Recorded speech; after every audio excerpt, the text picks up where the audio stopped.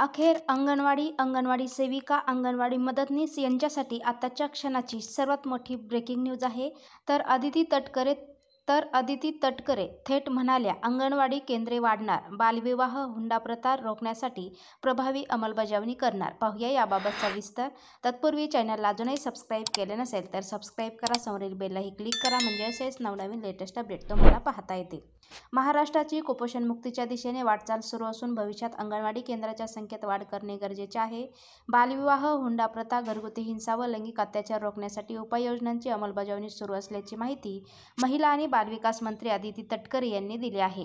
विकसित भारताच्या दिशेने वाटचाल करताना महिला व बालकांच्या सर्वांगीण विकासासाठी राबविण्यात येणाऱ्या योजनांची प्रभावी अंमलबजावणी सर्व राज्यांनी करावी, यासाठी केंद्र शासन सर्वतोपरी सहकार्य करेल, असे प्रतिपादन केंद्रीय महिला व बालविकास मंत्री अन्नपूर्णा देवी यांनी केले आहे.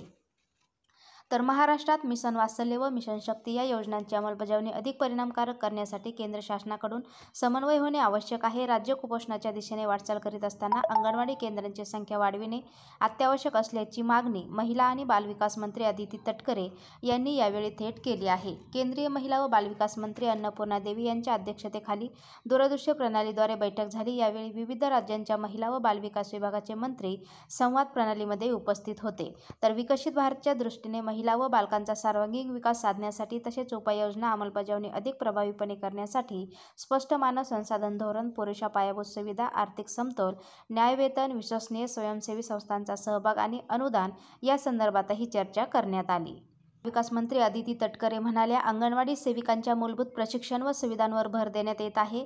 महिलांच्या सुरक्षतेसाठी आणि सक्षमीकरणासाठी मिशन शक्ती अंतर्गत वन टॉप सेंटर, महिला हेल्पलाईन 181, बेटी बचाओ बेटी पढाओ, नारी अदालत यासारख्या योजना सुरू आहेत. त्या अधिक प्रभावीपणे राबविण्यासाठी भाडेकरार, जिल्हा संरक्षण कक्ष व हेल्पलाईनसाठी स्वतंत्र वाहने असणे आवश्यक आहे, असेही त्या म्हणाल्या.